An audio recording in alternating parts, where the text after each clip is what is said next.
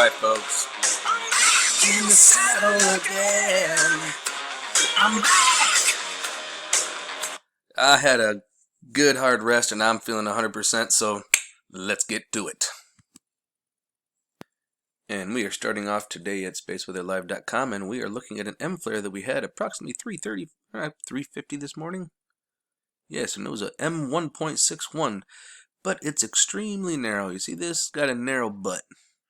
That's what I like to call it. It's got a narrow butt. There ain't no meat on it. So that means there ain't going to be much coming with it as far as coronal mass ejection. There might be a teeny little psst, but it's nothing that we're going to be feeling any kind of significance from. All we got was the flash. So let's come on over to Space Weather Prediction Center.noaa.gov, and we're going to take a look at it right here on our D region absorption, see who got hit. I'm thinking it's over here in China, and I actually was, I'm very fortunate that it actually went back far enough for us to see it. And right, boom, there it is, 354. Yep, China got hit. So did Japan. Actually, the island of Japan looks like they're dead center of it. Oh, that stinks. But it was a real quick one. See that? It was just a little bloop, and then it was done. Here and gone. So that's it literally started at 353, peaked at 354, and was gone by 402. That's nothing, folks. And then just got back to normal. So yeah, that's not bad at all. Now, there's something we need to keep our eyes on. I'll show you guys that here in a minute. We've already kind of gone over that, but I'm going to look at it on the Space Weather Live here.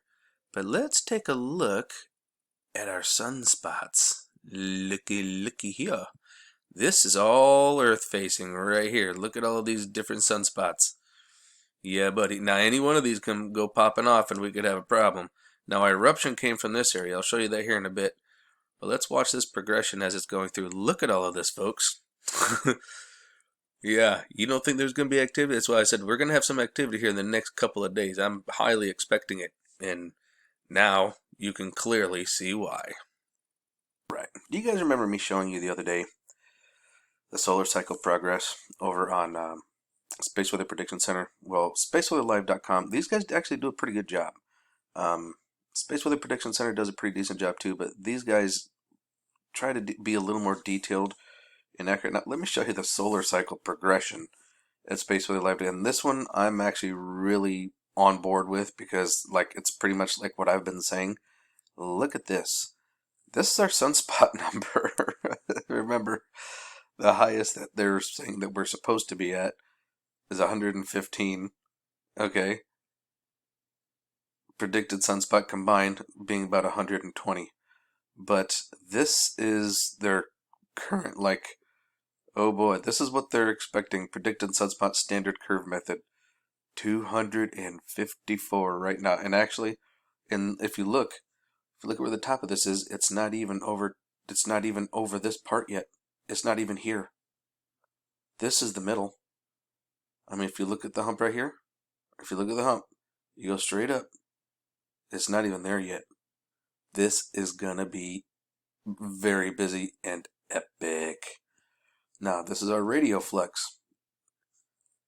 This is their prediction.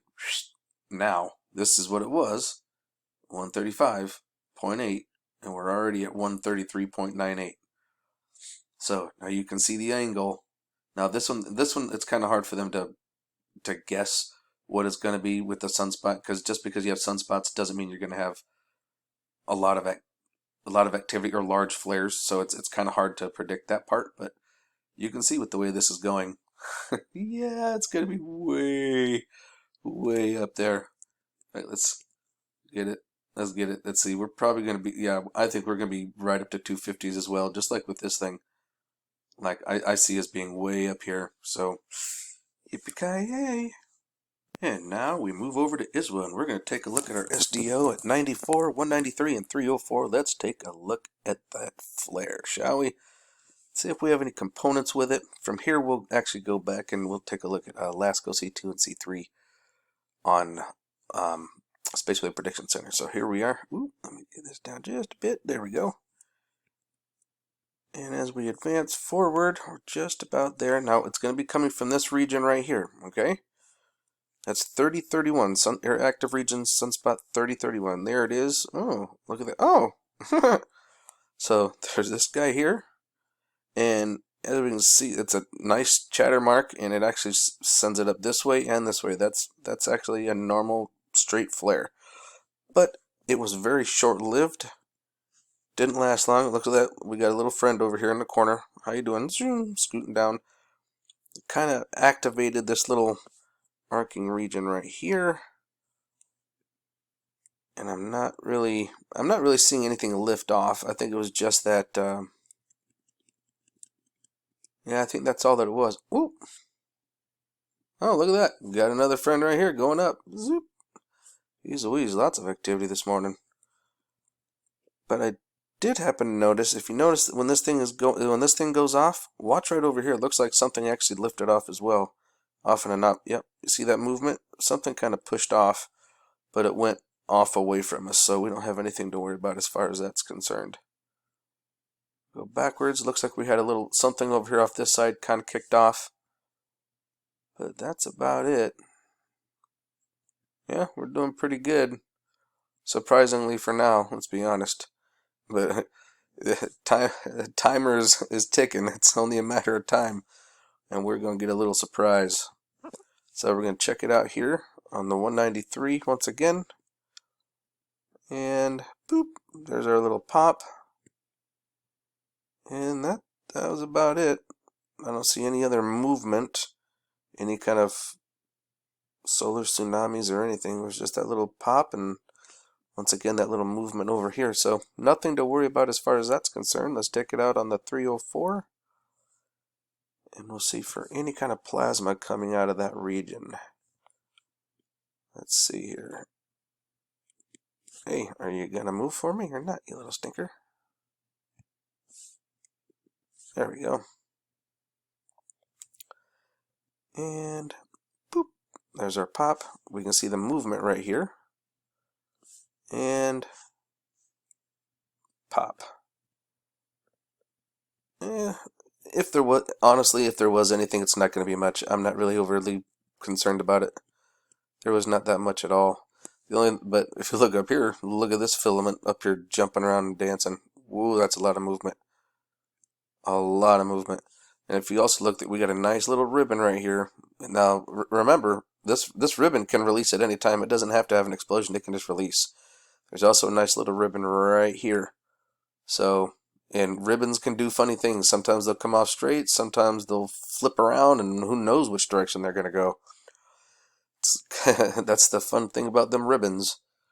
Yippee-ki-yay. Looks like we've got another ribbon right here. This is directly at us.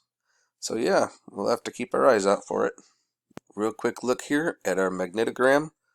And looking at all these sunspots, we've got 1, 2, 3, 4, 5, 6, 7, 8, and about to be a 9th numbered.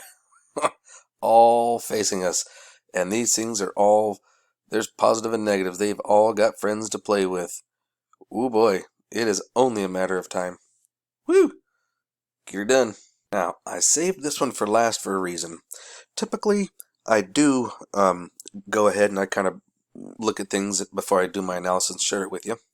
That way I can, sometimes I do it while I'm with you. Well, I'm glad I did this one for a reason. Now, as we're looking here at Lasco C3 first, we can see there is some kind of movement. Oh, wait, what is this?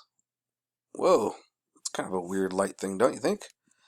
But when we're looking for that flare, we don't see any kind of movement with it. Now this right here, this looks like the movement from that eruption that was on that east side that was past the flare. Remember I was showing you that? I think that's what that is right there, personally.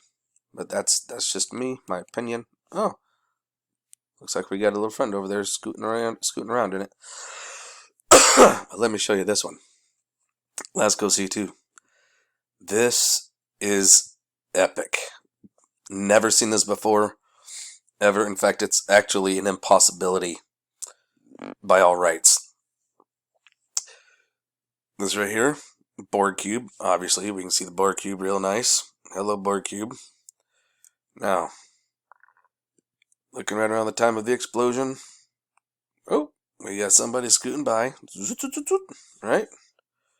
Not a big deal. Saw the Borg cube. Not a big deal. Oh, we got another little friend up here. So far, everything's normal, right? Oh, big Borg cube. Messing with what we're seeing.